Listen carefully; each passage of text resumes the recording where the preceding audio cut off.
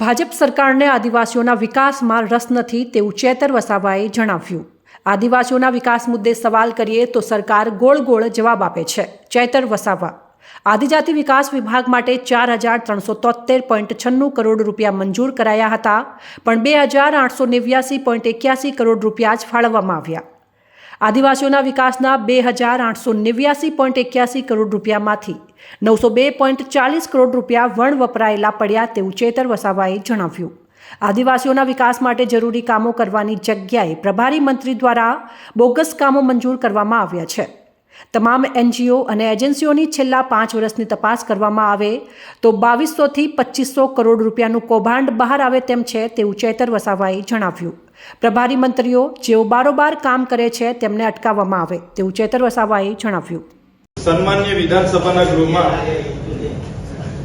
મારો જે તારાકીદ પ્રશ્ન હતો એમાં માનનીય આદિજાતિ અને શિક્ષણ મંત્રીએ સંતોષકારક જવાબ આપ્યો નથી અને ગોળ ગોળ વાતો કરીને એ પ્રશ્નનો જવાબ આપ્યો છે। ત્યારે એમણે 2024-25માં આદિજાતિ વિકાસ વિભાગને 4,373.96 કરોડ રૂપિયા ફાળવવામાં આવ્યા અને એમણે એ જવાબમાં જણાવ્યું છે કે એમાંથી 2,889.81 કરોડ જોગવાઈની સામે માત્ર 2,879.81 કરોડ જ અત્યાર સુધી ફાળવવામાં આવ્યા છે।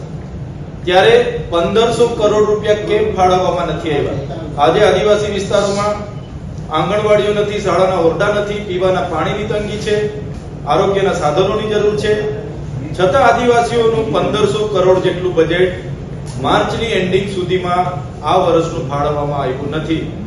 સાથે સાથે એમણે જે 2,879.81 કરોડ ફાળવેલા છે એમાં પણ 902.40 કરોડ રૂપિયા વણ વપરાયેલા પડેલા છે।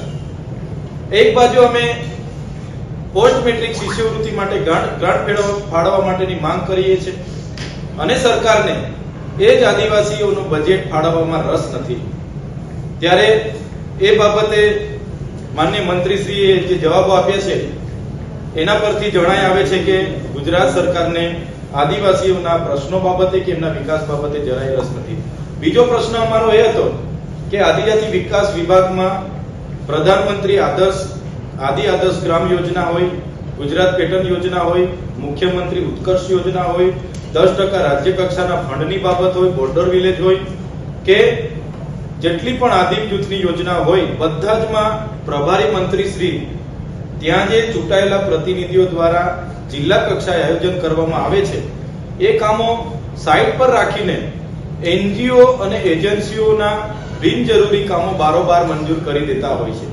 જે બાબતે પણ મંત્રીશ્રીને મેં રજૂઆત કરી, મેં પૂછ્યું કે ભાઈ પ્રભારી મંત્રીશ્રીની શું જવાબદારી હોય છે? તો પ્રભારી મંત્રીશ્રીની માત્ર જવાબદારી સુચારું અને ઝડપી આયોજન થાય એના માટે હોય છે, ના કે પ્રભારી મંત્રી બધા જ પ્રકારનું આયોજન કરી લે। અમારે નર્મદા જિલ્લામાં 68 કરોડ રૂપિયા આદર્શ ગ્રામના આવ્યા હતા, એમાં 50 કરોડનું આયોજન પ્રભારી મંત્રી અને NGO દ્વારા કરી દેવામાં આવ્યું। ગુજરાત પેટર્નના હાલના વર્ષમાં 30 કરોડ રૂપિયા ફાળવવામાં આવ્યા હતા। એ 30 કરોડમાં માત્ર અમારા જેવા ધારાસભ્યને 50-60 લાખના કામ આપ્યા અને 20 કરોડથી પણ વધારે કામો પ્રભારી મંત્રી શ્રીના ઇશારે થયા। તો તમામ આદિવાસી જિલ્લાના 14 જિલ્લામાં જે નવસારીની NGO અને એજન્સીઓ છે જેમની એક આખી કંપની છે, જેઓ બાયોગેસ, હાઇમસ, renovation, upgradation, furniture, bunk bed, bunk set જેવા બોગસ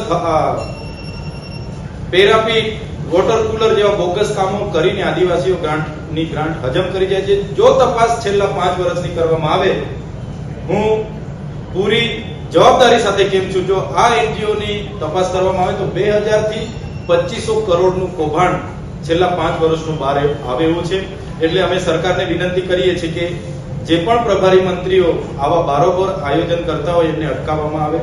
સાથે સાથે અમે આજના વિધાનસભા ગૃહમાં કીધું છે જે પણ 10% કે જે પણ યોજનાના સ્કોલરશીપની જે પણ બજેટ બાકી છે તે તાત્કાલિક ધોરણે ફાળવવામાં આવે અને આદિવાસીઓના વિકાસમાં સરકારને રસ છે એ સાબિત કરાય, એ બાબતે અમે રજૂઆત કરી છે।